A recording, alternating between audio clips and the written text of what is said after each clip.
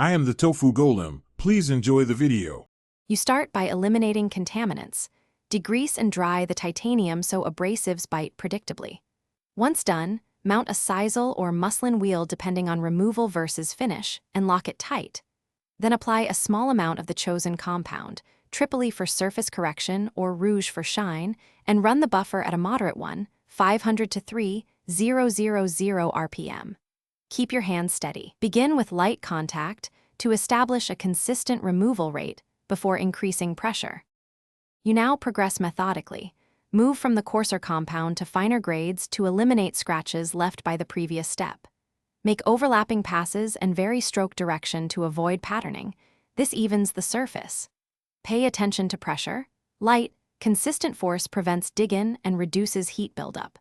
Periodically stop and clean or trim the wheel so it stays cutting, because a glazed wheel slows polishing and creates streaks. Inspect frequently and switch to the next finer compound when scratches disappear. You finish by applying a fine rouge on a soft muslin wheel and buffing to a mirror shine. Keep light contact and quick strokes to avoid heat.